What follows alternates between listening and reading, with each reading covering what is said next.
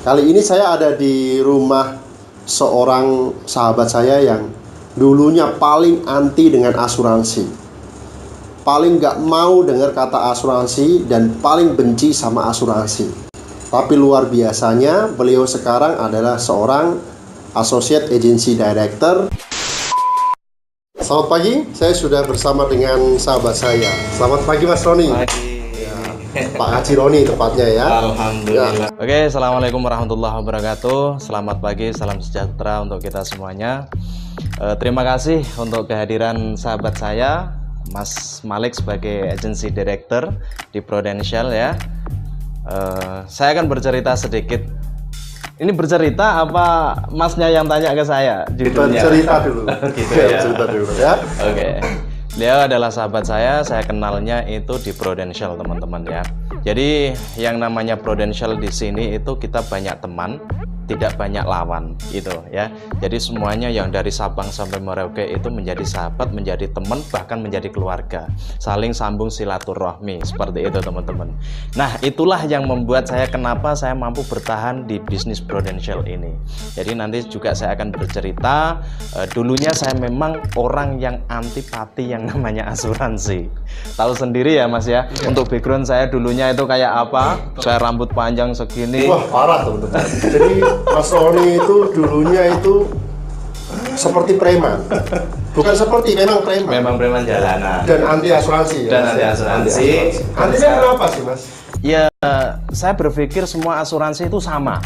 Oh gitu ya. Pembodohan gitu aja. Waktu itu saya berpikir seperti itu. Pembodohannya di mana Mas? Ya, Menarik ya. ya, akal-akalan saja. Contoh gini, kita beli sesuatu tanpa kita melihat sesuatu, gitu. Itu ya pertama. Kayaknya contoh nih ya. Waktu itu saya ditawari nggak banyak kok, preminya itu 350 waktu itu. Ada untuk agen yang datang ke saya menjelaskan untuk premi 350. Nah, saya dapatnya apa? Hanya dikasih selembar kertas kayak gitu.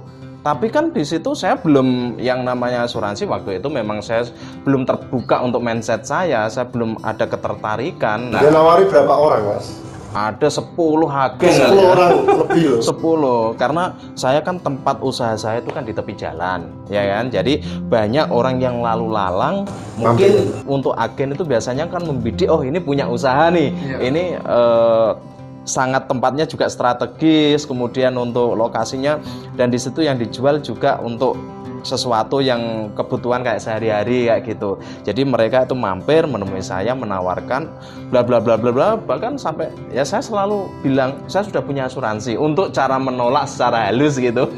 Gitu Mas. Jadi ceritanya seperti itu. Dan akhirnya bisa terbuka dan malah dari menolak anti asuransi dianggap tipu-tipu ya, dan menjadi seorang agent. Itu menarik.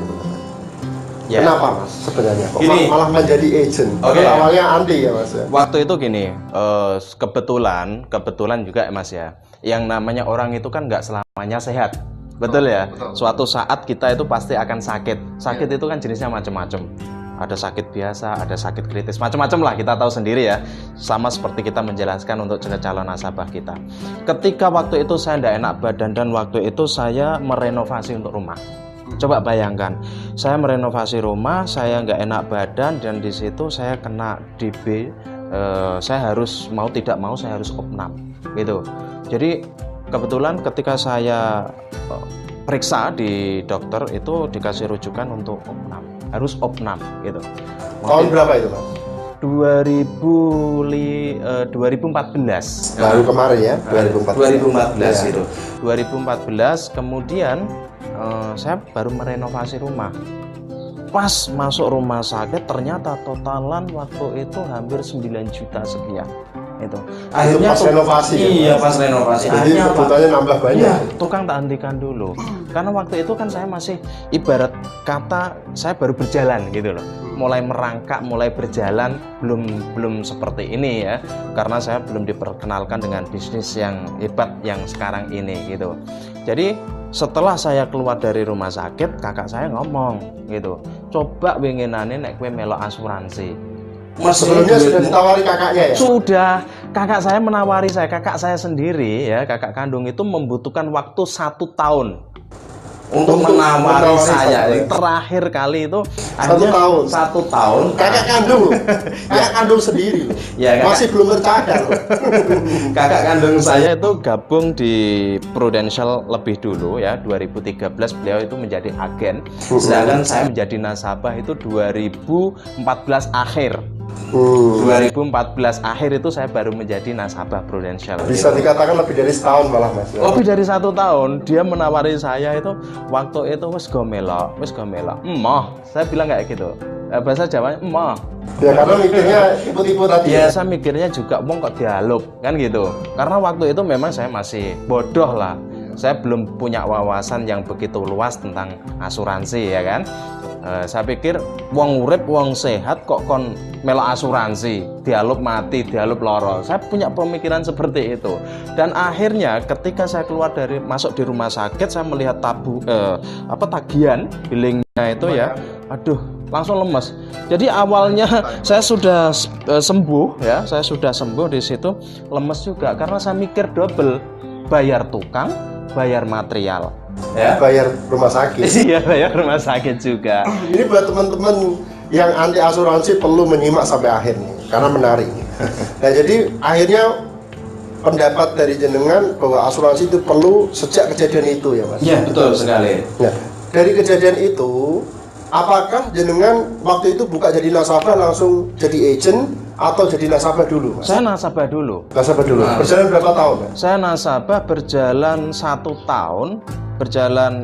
Belum ada 1 tahun, kemudian saya baru bergabung untuk menjadi tenaga pemasar itu. Dan itu pun saya hanya tujuan saya gini, 2015 kakak saya itu mau naik untuk unit manager waktu itu ya 2015. Kemudian saya bantulah, oke lah tak bantu, coba-coba.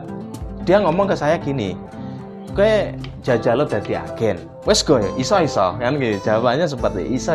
Kakak saya bilang seperti itu, koncomu akeh kok. Tapi gini, teman-teman saya itu sudah saya referensikan, saudara saya sudah saya referensikan masuk ke kakak saya. Artinya kalau misalnya saya itu pesimis ya, saya piye carane aku untuk nasabah, sedangkan untuk calon nasabah saya itu sudah tak masukkan, sudah tak referensikan ke kakak saya kan, seperti itu. Tapi saya tetap bismillah, saya mencobalah, tidak ada salahnya ya. Karena apa? Ketika kita melakukan sesuatu kebaikan dan itu kita dasari dan kita awali dengan bismillah, yang akhirnya insya Allah nanti akan menjadi berkah, gitu aja. Saya coba untuk masuk ke situ, saya ikut fastat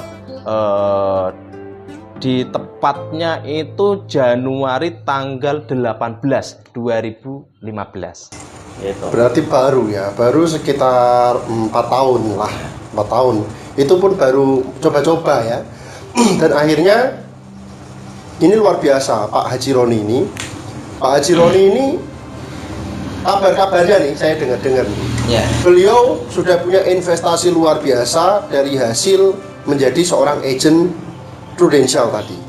Nah, saya dengar-dengar Pak Haji Roni punya kos-kosan ya, Haji Roni. Ya, alhamdulillah ya, berkah dari teman-teman ya, support dari teman-teman. Kemudian tak lupa saya ucapkan terima kasih yang sebesar-besarnya untuk semua nasabah saya ya, terutama yang sudah mempercayakan untuk investasi apapun itu di Prudential melalui saya, sehingga membawa keberkahan untuk saya dan keluarga gitu.